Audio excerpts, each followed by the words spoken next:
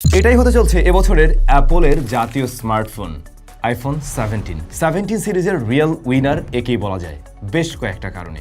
Previous জেনারেশনগুলোর সাথে যদি compare করে দেখেন, ওদের যে বেস ভ্যারিয়েন্টের বা একদম বেস যে মডেলটা ছিল সেই জায়গা থেকে অনেক বড় রকমের আপগ্রেড নিয়ে আসছে কিন্তু আইফোন 17, যার দাম সেই আগের মতোই আছে, দাম বাড়েনি, কিন্তু স্পেক ওয়াইজ আগের চাইতে অনেক বেশি কিছু অফার করতে যাচ্ছে। লাইক আপনি জাস্ট আইফোন 16-এর সাথে যদি কম্পেয়ার করেন তাহলে এখানে অনেক বড় রকমের আপগ্রেড দেখবেন। যে বিষয়গুলো নিয়ে গত বছর আমরা হাসাহাসি করছিলাম সেই বিষয়গুলোই কিন্তু আইফোন এবারে এখানে দিয়ে দিয়েছে, বাট তাতে করে দাম বাড়েনি।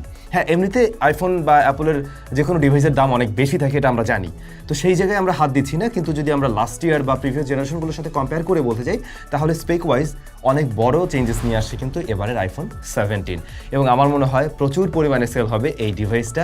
অনেকেই রয়েছেন যারা কিনা কম্প্যাক্ট সাইজের একটা ডিভাইস কিনতে চান, হাতের মধ্যে এমন একটা ডিভাইস থাকুক যেটা খুব বেশি বড় নয় বাট শক্তিশালী, সেটা ক্যামেরা বলেন, পারফরমেন্স ওয়াইজ বলেন, সব কিছু মিলে সেই জিনিসটা বোধহয় ফুলফিল করতে চলছে এবারের আইফোন 17। আইফোন 17 আমাদের কাছে পাঠিয়েছিল কিন্তু রিও ইন্টারন্যাশনালের 17 সিরিজের স্মার্টফোনগুলো অ্যাভেলেবেল রয়েছে রাইট নাও, এমনকি এই 17 আপনারা পেয়ে যাবেন। বর্তমান সময়ে দাম তো আসলে আনস্টেবল, আপনারা জানেন। এইটার কারেন্ট প্রাইসটা আমি ভিডিও ডেসক্রিপশনে লিখে দিচ্ছি, বাট আমি এখানে এসেও বলবো আপনারা কয়েকদিন পরে কিনুন। দাম ডে বাই ডে কমতে শুরু করছে এবং প্রতিদিনেই 2-4 হাজার করে কমছে, সুতরাং দাম কমবে। এবং এইটা যখন কিনা ওই যে লাইক 16 যে প্রাইসে আমরা মানে স্টেবল জায়গায় আসতে দেখেছি, সেরকম জায়গায় স্টেবল জায়গায় যদি চলে আসে তখন কিন্তু এটা খুব দারুণ একটা প্যাকেজ হতে চলছে। এনিওয়ে, রিও ইন্টারন্যাশনালের যাবতীয় ইনফরমেশন ভিডিও ডেসক্রিপশনে মেনশন করা আছে, সেখান থেকে দেখে নেবেন। আর ওরা কিন্তু অ্যাপলের 1 ইয়ার যে অফিসিয়াল ওয়ারেন্টি রয়েছে সেটাও প্রোভাইড করছে।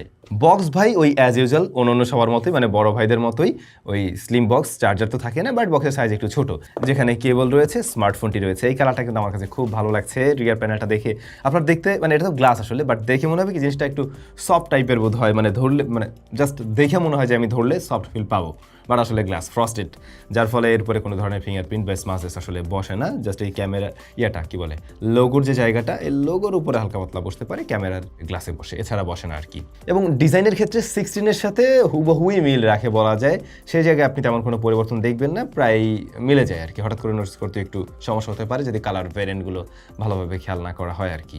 বাট সামনের ডিসপ্লেতে ভালো প্রোটেকশন রয়েছে। ওদের প্রত্যেকটা ডিভাইসে কিন্তু ওরা সিরামিক শিল্ড 2 ব্যবহার করছে। সিরামিক শিল্ড 2 প্রিভিয়াস জেনারেশন থেকে, মানে ওদের যে শিল্ড 1 যেটা, ওটার চাইতে কিন্তু কিছুটা বেটার। আগের ফোনগুলোতে আমরা মাইক্রো স্ক্র্যাচ পেতাম কিছুদিন পরে গিয়ে, বাট এবারের ফোন তো ওই যে আমার কাছে এয়ার রয়েছে, তারপর প্রো ম্যাক্সটাও আছে বেশ কিছুদিন আগে থেকেই, বাট এই ফোনগুলোতে আমি কোনো ধরনের মাইক্রো স্ক্র্যাচ এখনও আসতে দেখিনি। আমি পার্সোনালি যে ইয়েটা ব্যবহার করি, আইফোন 16 প্রো ম্যাক্সটা এতদিন ব্যবহার করছিলাম, ওইটাতে কিন্তু আমি হালকা পাতলা মাইক্রো স্ক্র্যাচ পড়াই ফেলছিলাম, মানে রিভিউ টাইমেই। বাট এই ফোনগুলোতে এখন পর্যন্ত কোনো ধরনের মাইক্রো স্ক্র্যাচ আমি পাইনি। ব্যাক প্যানেল গ্লাস এবং বডি ফ্রেমটাতে অ্যালুমিনিয়াম রয়েছে। অ্যালুমিনিয়াম বিল্ড হওয়ার ফলে ফোনটার ওজন যে খুব বেশি হয়েছে এমন নয়, 177 গ্রামের মতো ওজন রয়েছে এর। আর এটাতেও কিন্তু IP68 এর রেটিং রয়েছে। ফোনটার ডিসপ্লের সাইজ হচ্ছে গিয়ে 6.3 ইঞ্চ। এই সাইজটা অনেকের কাছে খুবই ভালো লাগে। আর এই ডিসপ্লেতে আমরা দেখতে পাই যে ওদের ডাইনামিক আইল্যান্ড এখন হয়েছে কি, ডাইনামিক আইল্যান্ডের যে জায়গাটা, এটা কিন্তু বেশ বড় সড়ো, বড় ভাইদের মতোই বড়।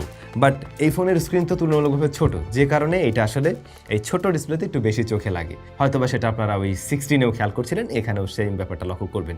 কিন্তু মজা পাবেন কোথায় জানেন, হাই রিফ্রেশেড অ্যাড হয়েছে, যেখানে আমরা 16-এ কিন্তু হাই রিফ্রেশেড পাইনি, যেটা 60 হার্জের ছিল। এখানে 120 হার্জ পর্যন্ত প্রমোশন রয়েছে, আদর করে অ্যাপল ডাকে আর কি। তো আপনি একদম 120 হার্জ পর্যন্ত হাই রিফ্রেশেড পাবেন এবং সুপার স্মুথ একটা display. Super retina XDR OLED panel আছে এখানে এবং HDR10 এর সাপোর্ট রয়েছে। আর এটার ক্ষেত্রে আমরা দেখতে পাই 3000 নিটস পর্যন্ত পিক ব্রাইটনেস, ইনডোর আউটডোর সব জায়গায় দেখার জন্য উপযোগী। এবং ডিসপ্লের স্পেক ওয়াইজ বড় ভাই বলেন বা এয়ার বলেন, এগুলোর সাথে কিন্তু সিমিলার জায়গায় আছে একদমই। 460 হলো গিয়ে এর PPI, চিন বেজেলও একদম সুপার লেভেলের ন্যারো, একদমই কি বলে সিমেট্রিক্যাল। সো সেই জায়গা থেকেও ভালো লাগছে, খুবই মানে সুন্দর কম্প্যাক্ট লাগছে, তো দেখতে ভালোই লাগছে ডিসপ্লেটা। কালার রিপ্রেজেন্টেশন ডেফিনেটলি খুবই ভালো এবং বড় ভাইদের মতো সেম একটা ডিসপ্লে আপনি এখানে পেয়ে যাচ্ছেন। আসলে ডিসপ্লেতে আমার মনে হয় না কোনো ধরনের কমপ্লেন থাকবে আপনাদের। তারপরে এটার যখন আমরা কিছুদিন পরে একদম ফুল টেস্টিং রেজাল্ট নিয়ে আসবো ইন ডেপথে, তখন আপনারা আরও ইন ডিটেলে সব কিছু জানতে পারবেন যে কোনো ধরনের ইস্যু আমরা ফেস করি কিনা, বা লং টার্ম এটা মানে অন করে রাখলে ডিসপ্লেটা এটা হিট জেনারেট করে কিনা, বা কোনো প্রবলেম হয় কিনা। 48 মেগাপিক্সেলের মেইন ক্যামেরার পাশাপাশি 48 মেগাপিক্সেলের আলট্রা ওয়াইড শুটার আছে এবং মেইন ক্যামেরা কিন্তু ওয়াইএস রয়েছে। Front facing camera centre stage 18 মেগাপিক্সেলের। তো রিয়ারে যে দুইটা ক্যামেরা আছে দুইটাই কিন্তু সত্যিই কাজের, আলট্রা ওয়াইড অ্যান্ড হচ্ছে গিয়ে আপনার এখানে মেইন ক্যামেরা। মেন ক্যামেরা দিয়ে ওরা আবার দাবি করে যে আপনি জুম করে ছবি তুললেও লসলেস জুমে ছবিটা পাবেন আর কি। আমরা সেরকমভাবে ছবি তুলছিলাম, কিছু ছবির স্যাম্পল আপনার জন্য দেওয়া থাকলো। ছবির কোয়ালিটি কেমন লাগছে? আমার যা মনে হয় এর ছবি খুব ভালোভাবেই সন্তুষ্ট করতে পারবে, যেখানে আলট্রাওয়াইডটাও যথেষ্ট ভালো রেজাল্ট দিচ্ছে, কিন্তু ডাইনামিক রেঞ্জ হ্যান্ডেল থেকে শুরু করে ছবির ডিটেল খুবই মারাত্মক। বাট তারপরও আইফোনের ছবির কালার টোন অনেকের কাছে হয়তো ভালো লাগে না, সেই জায়গা থেকে আপনারা কমেন্ট করে জানাতে পারেন এটা কেমন লাগছে আপনাদের কাছে। ভিডিও রেকর্ড করতে পারে রিয়ার ক্যামেরা 4K 60 fps এর সর্বোচ্চ। এই ভিডিওটাও হচ্ছে 4K 60 fps এর ফ্রন্ট ফেসিং ক্যামেরায় হচ্ছে, যেমনটা দেখছেন। যদি ব্লগিং করতে চান ভাই, এই ফোন দিয়ে খুব সুন্দরভাবে আপনি সেই কাজটা করতে পারবেন। কম দামেই আইফোনের সুন্দর ভিডিও আপনি পেয়ে যাচ্ছেন। কম দাম মিন্স বড় ভাইদের সাথে কম্পেয়ার করে বলছি, মানে কম দাম একদম এমন না। পিছনে লাইটটাকে দেখেন কি সুন্দরভাবে মানে ব্যালেন্স করছে, আবার আমার ফেস টেস সব কিছু মিলে। ইভেন এই যে সাউন্ডটা আপনি পাচ্ছিলেন, এটা কিন্তু এই স্মার্টফোনের মাইক্রোফোনে রেকর্ড করা।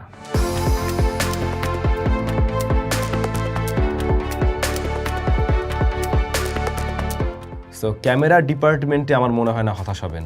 ইভেন পোর্ট্রেট মোডও আছে, ডেডিকেটেড ডেপথ সেন্সর না থাকা সত্ত্বেও আপনারা পোর্ট্রেটের ছবি তুলতে পারবেন। এমনকি পোর্ট্রেটের ক্ষেত্রে আমরা কিন্তু এখানে 1x 2x পর্যন্ত পেয়ে যাচ্ছি। এসওসি হিসাবে অ্যাপল A19 রয়েছে, যা 6 কোর সিপিইউ এবং 5 কোর জিপিইউ দিয়ে এসছে। তবে যদি কিনা বড় ভাইদের সাথে এখানে কম্পেয়ার করেন, ডেফিনেটলি ওটার থেকে এটা পিছিয়ে পড়বে, কিন্তু তাও যথেষ্ট পাওয়ারফুল। আন্তর্দ স্কোর আপনারা দেখছেন, হ্যাঁ ফোনটা হালকা ওয়ার্ম হচ্ছিল যখন কিনা আমরা আন্তর্দ স্কোর চেক করছিলাম বা একটু প্রেশার দিচ্ছিলাম। ক্যামেরা বেশ কিছুক্ষণের জন্য অন করে রাখা হচ্ছিল, হালকা ওয়ার্ম হয়। তবে বাকি দুটো ডিভাইসের ক্ষেত্রে আমরা দেখছিলাম একটু হ্যাং করছিল, হালকা স্ট্যাটার পেয়েছিলাম। ওই সমস্যা কিন্তু এটাতে আমি পাইনি এখনও। আর এর পারফরমেন্স একদমই ফ্ল্যাগশিপ লেভেলেই আছে। তবে অবশ্যই মোর পাওয়ারফুল হচ্ছে গিয়ে প্রো ভ্যারিয়েন্ট বা এয়ার। সেই সাথে র্যামেও কিন্তু কিছুটা কমতি আছে, 8GB র্যাম রয়েছে অ্যান্ড এটা পাওয়া যাবে 256 512 256 থেকে শুরু হচ্ছে। এটাও কিন্তু একটা আপগ্রেড, মানে আপনি সরাসরি 256 থেকেই পাচ্ছেন। সুতরাং স্টোরেজ নিয়ে যাদের 128GBতে ঝামেলা হতো, ওই ঝামেলাটা হচ্ছে না। সো কি বলা যায়, সেম দামে আপনি 256GB ভ্যারিয়েন্ট পেয়ে যাচ্ছেন। সুতরাং আগের থেকে বেশি কিছু একই দামে। তবে ব্যাটারিটা নিয়ে একটু চিন্তিত থাকতে পারেন, কারণ 3692 mAh এর ব্যাটারি রয়েছে। বাট হ্যাঁ, ইমপ্রুভমেন্ট আসছে হচ্ছে গিয়ে ওয়্যারলেস চার্জিংয়ে। আপনি এই ফোনটাকেও 25 ওয়াটে চার্জ করতে পারবেন ওয়্যারলেসলি। সো সেই জায়গাটা ঠিক আছে, কিন্তু এই ব্যাটারির ব্যাকআপ আসলে মানে টেনে টুনে একদিন চালাতে পারবেন বলে আশা করা যায়। তবে বলা যাবে না এরকম যে একদিন প্লাস প্লাস সুন্দরভাবে চালাতে পারবেন, একদিন হয়তো বা ঠিকঠাকভাবে চালাতে পারবেন। দেখা যাক, আমরা বিভিন্নভাবে টেস্ট করে দেখবো। এই মানে যেহেতু কম্প্যাক্ট ফোন, ব্যাটারিও অল্প, সুতরাং কয়েকটা ভাবে আসলে চেক করে দেখতে হবে ব্যাটারির অবস্থা কী। হেভি ইউজার, নর্মাল ইউজার, এভাবে করে চেক করে দেখে হয়তো বলা যাবে, যে জন্য আমাদের একটু সময় লাগবে। আমরা আশা করছি আগামী মোটামুটি 20-25 দিনের মাঝে এর রিভিউ নিয়ে আসবো, একদম মানে ইনডেপথে টেস্টিং রেজাল্টগুলো সহ। তখন আরও বুঝতে সুবিধা হবে এবং ওই টাইমে গিয়ে এগুলো একেবারে স্ট্যাবল একটা প্রাইসে চলে আসবে ফর শিওর। তারপরে সব কিছু মিলে আমার যা মনে হয় এবছরের আসল রিয়েল উইনার এটাই হতে চলছে। খুব দারুণ একটা জিনিস, ধরলেও বেশ প্রিমিয়াম একটা ফিল পাওয়া যায়, ছোটোখাটো বাট পাওয়ারফুল কিছু। কেমন লাগছে আপনাদের কাছে 17? কমেন্ট করে জানাবেন।